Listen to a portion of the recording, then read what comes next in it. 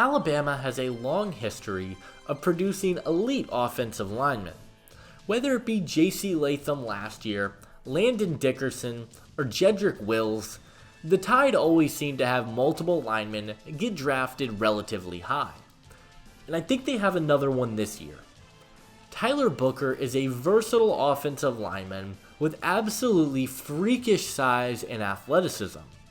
How high should Booker ultimately get taken at a position that is traditionally not drafted super highly? That is what we will be going over in today's video. But hey guys, if you guys are new to the channel, consider hitting that like and subscribe button. Also, be sure to check out my Patreon, where for $5 a month, you guys will get exclusive access to my draft guide, where I have over 400 player evaluations and scouting reports. I also have uploaded some exclusive prospect interviews and much more.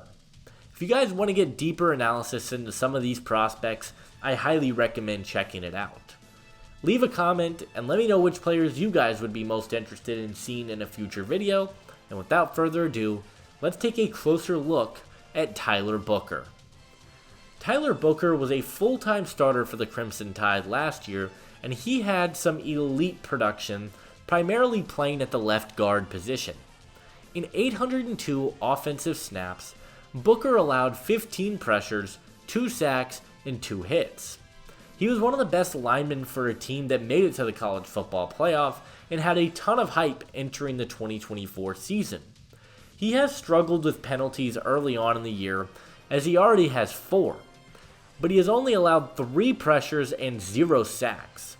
He also started at left tackle in the game against USF, and he's a super intriguing prospect on the offensive line. Tylerbooker is an absolute tank on the O-line. He is listed at 6'5", 325 pounds, and has absolutely incredible size for the guard position. He has long arms, and he's one of the bigger guards I've ever studied, and that is part of what makes him so intriguing. He is so big for the position, and his size would allow him to slide over and play tackle as well, which is something that NFL teams may find very intriguing about Booker. Booker is a dynamic run blocker. He moved incredibly well in space, and he actually did a very nice job of being a puller in the run game as well. When he connected with defenders, he hit with a ton of power, and he was a super physical blocker and a solid athlete, both of which I love to see. As a pass protector, Booker shows some elite traits as well. I think his technique is fantastic in terms of footwork and hands. He has such a strong base with elite anchor. He was pretty immovable. Once he got his hands on the outside shoulders of the defender, nobody could really seem to beat him off the interior. But his hands are what impressed me the most. He did an incredible job of countering pass rush moves and had elite hand placement. He thrives as a pass protector, and if he gets his hands on you, there was no moving him. Booker is nowhere near a perfect pass protector. He does have some struggles. For one, he did really struggle against Michigan in the playoff last year, and that area was the hardest to watch.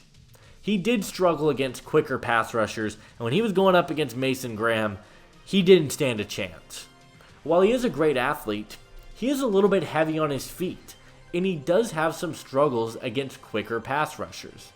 This is one of the reasons I think he profiles best at guard, is he doesn't necessarily have the foot quickness in pass protection to be as dynamic as a tackle, nor does he have the hip bend that you look for either.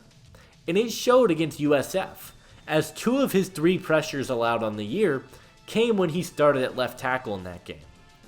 Another area he could improve is his pad height. He does have the tendency to play a bit high, and I would like to see him play a little bit lower to the ground and generate more power from his lower body.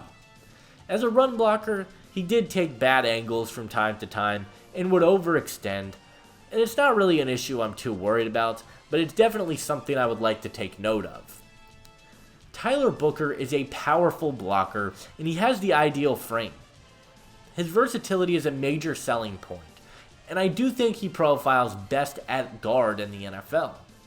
He has elite size, he finishes blocks, and he is strong. Booker is one of my favorite overall players in this draft class, and he is my number 1 interior offensive lineman. He has all the tools I look for in terms of power, athleticism, and technique, and I think his skill set does translate well to the NFL level, and he graded out as a top 15 player in the draft class for me. In terms of a scheme fit, I think Booker profiles best in a power rushing scheme. Something where he can play with his nasty mentality and showcase his elite run blocking. He is such a nasty finisher in the run game, and I think an offense that loves to pound the ball and where he can play physical would be the best case scenario for him. But because of his abilities in pass protection, I do think he's very versatile in where you can play him at the NFL level, both in terms of scheme and in terms of position. My player comparison for Tyler Booker is another player named Tyler and Dallas Cowboys left guard Tyler Smith. Smith came into the NFL as a left tackle, but quickly converted to guard where he has been dominant. He is an absolutely elite run blocker with great athleticism and physicality at the attack point. But he also shows really great tools in terms of pass protection. Both Smith and Booker have elite size as well, versatility, and very similar levels of athleticism. I think there are a ton of similarities in their games. Tyler Booker is a physical blocker. He loves to finish the play, and he has some really great tools that you look for. I think he's going to be an incredible player, and ultimately, I believe that Tyler Booker will be a first-round pick in the 2025 NFL Draft.